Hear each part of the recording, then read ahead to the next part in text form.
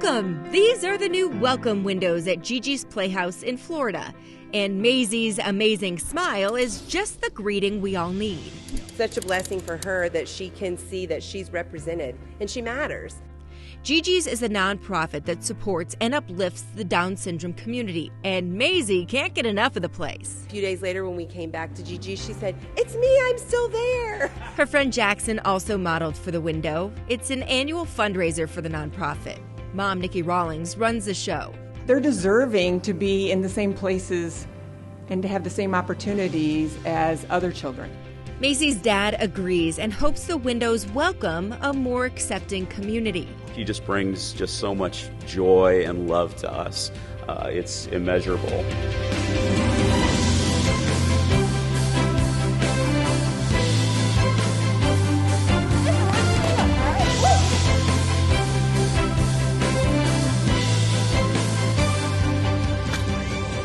And welcome, I'm your host, Lindsay Boge, and we have so many special stories to share with you today. This is Good to Know.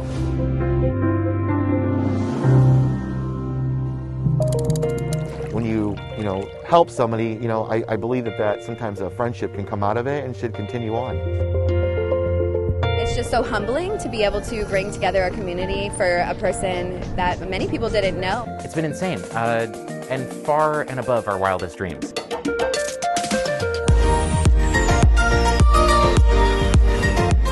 I never liked being thought of as just that poor blind guy that can do everything that you do with the exception of being able to see.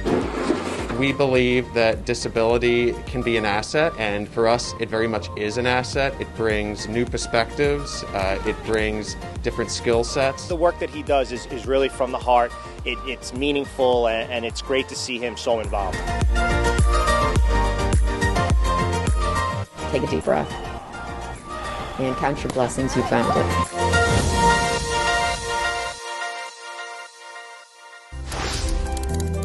Our storytellers from all across the country are putting the spotlight on some pretty impressive people.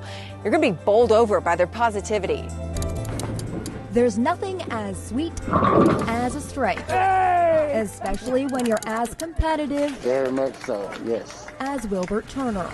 Wilbert is the former president of a local bowling league, a world record holder, and he's been blind since birth. I never liked being thought of as just that poor blind guy. I think I can do pretty much everything that you do with the exception of being able to see. With every swing of the 16-pound ball, Wilbert proves that. I have a tendency to run off the floor when I throw a strike. 2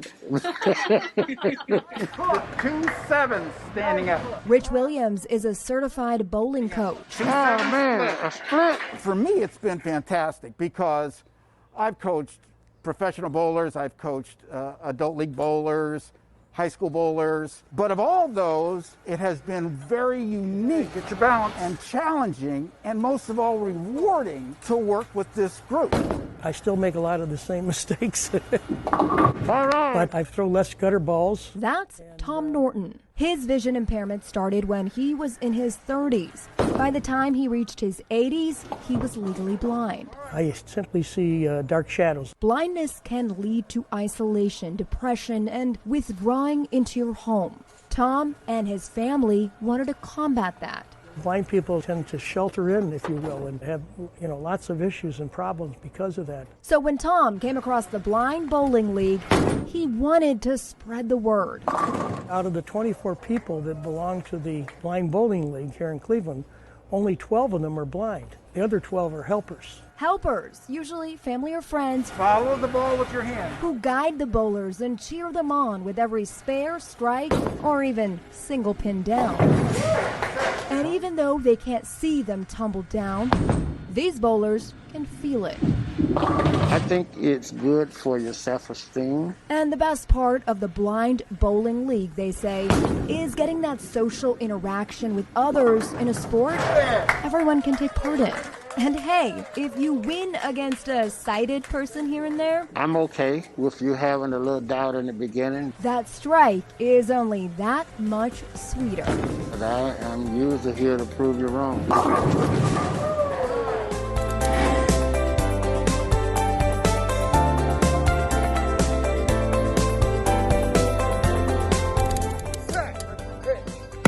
The umpire calls. Signs of a summer pastime. Strike. Pitch. Mark Morris covers his bases by putting his skills to work. The father of two is among the visually impaired athletes playing beep baseball.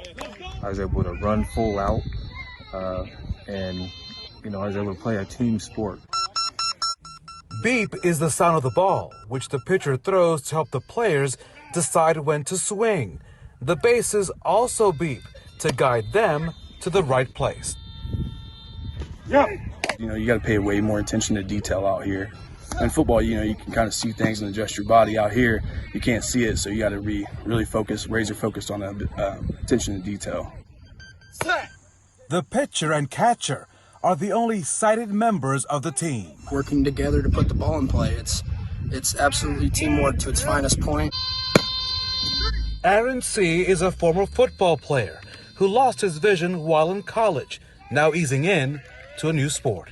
It's funny because you go from sports my whole life where it's all yelling and loud, and then you come out here and you can hear a pin drop. So it's just a different atmosphere, but it's still the highest level of competitiveness. Set. Pitch. All right. Good swing, baby. All players are required to wear a blindfold. Since their varying degrees of visual impairment, the blindfold puts everyone on an equal playing field. So on this diamond, a bunch of guys striking against the odds with their hits, home runs, and sportsmanship on display for all to see.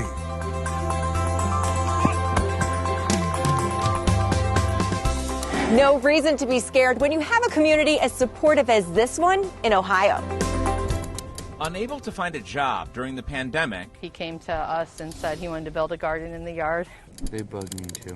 Micah Thomas took up a new hobby. For him, it has like a little bit of a life of its own. The 19-year-old with developmental disabilities, so at 4 years old, Micah suffered a traumatic brain injury. Carefully maps out each day. Repetition and structure. In the early morning hours last week, someone rattled Micah's routine. It was kind of sad.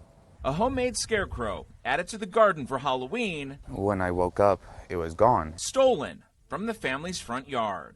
I didn't like it because I worked on it and it was $7 to get the hay that I used. Micah's mom turned to social media in hopes Micah's creation might turn up. And we got a lot of feedback from people that other things were missing from their yards as well. Chris Carter and his family saw one of the posts about the swiped scarecrow. I decided that I would build this scarecrow, another one for him. The Berea man, that's what Berea residents do, we take care of our own, showed up the very next day to surprise the teen who at first was apprehensive. Because he's like, hey, can I get some help to get this out of my car? And I'm like, no. After getting a nudge from his mom, Micah went outside. Oh yeah, there you go, man. The scarecrow was a real surprise because no one really gone out of their way to make me something like that. It may have taken a little longer than anticipated. It took about an hour and a half, 2 hours. We were struggling. But the time investment is paying off in a big way. Honestly, it was kind of cool. We became friends, so I have a new buddy. When you help somebody, I believe that sometimes a friendship can come out of it and should continue on. With his unofficial mascot back in place, I named the new one Bob. Micah's resting easier. It's the guardian of the garden. Meantime, Chris Carter says we can all learn something from this. Hate breeds hate, and we need to start focusing on how we can come together as a society and bringing that kindness and that love back together where it once was. There's so much more that's good to know, including an artist that's on a mission to paint the beauty found within us all.